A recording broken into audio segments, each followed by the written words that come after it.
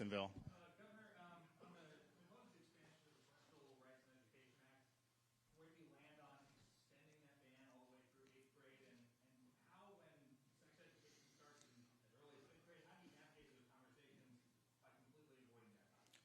Well, I think the topic of things like gender ideology, I think, is inappropriate. I mean, you're having these kids, and they're basically being told, well, yeah, you may not be a boy, you may be a girl. Parents don't want that.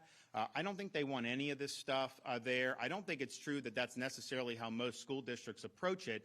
But my view on the original one, if you read it, it said K-3, but it also said beyond that had to be developmentally age appropriate. So school boards are in a situation where they can make that judgment. And I think most of the school boards that we have now probably would make a similar judgment anyways. There may be some that aren't, and so this would be the baseline, and then the school districts would be able to potentially do more. But we need to focus on the basics of academics. We need to focus on reading, writing, math, all these different things. That is what unites parents and unites us. When you start getting into things like gender ideology, it's very divisive. Parents, the majority of parents in Florida, I can tell you, do not want that in the schools. And you're getting in a situation where you'll have these schools in other parts of the country. These are very young kids, and they're filling out forms, being asked to pick pronouns, being asked to pick their sexual orientation at age 10 or 11? That is not something that I think we want. The other thing I would just say about, because this is a topic in terms of that obviously has gotten misrepresented a lot, over the last year. You still see that bill from last year referred to, like in straight news, by a nickname that really is not justifiable by the text of the legislation.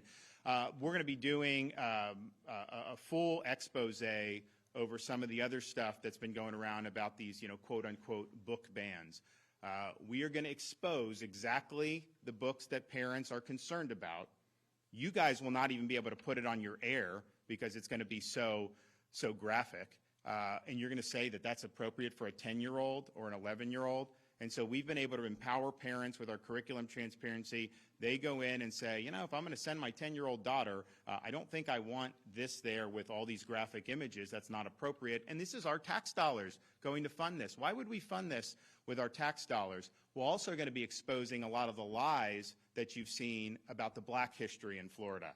You will have people go on national TV and say, because we rejected the proposed AP course, which had queer theory, it had intersectionality, it had CRT, it had all this stuff that is not consistent with Florida standards, they will say Florida does not allow that, when that is directly contrary to our law, it's directly contrary to our standards. And indeed, if you look at our proposed summer reading list from the Florida Department of Education, you will see that all of that is just a fake narrative. So the question is, are these people who know what they're saying is false, or are they just doing it without doing 5 minutes worth of research to be able to do? But there's going to be clips of people for what they were saying and the lies, and then we're going to have the supporting to show why that is. Now listen, if you want some of this graphic stuff available for 8, 9, 10-year-olds, man, I disagree with you.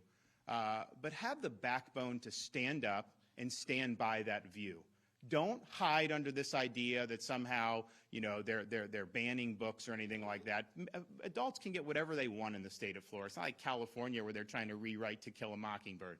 You can do any of that. But be man enough to stand up and say, yeah, this is appropriate for these kids. Because I can tell you, when parents object to it at school board meetings across the country, they usually are told you have to pipe down because it's too graphic to even discuss in the school board meeting. So if you can't discuss it in the school board meeting, how is it appropriate to be having for these kids? If you want to have things like the CRT, the intersectionality, the queer theory for an AP African American Studies course, stand up and justify that.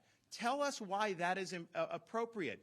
Don't lie and say somehow Florida is not teaching all the things throughout American history, which is not only allowed, it is required. It's also required that we specifically teach about racial discrimination throughout history. Someone said, and look, a lot of this stuff is manufactured, we get it, but there's no critical thinking on people that report it. Hank Aaron, you can't learn about him because he faced racism. Well, how do you square that with our law and our standards that say you have to teach about racism? You have to do that.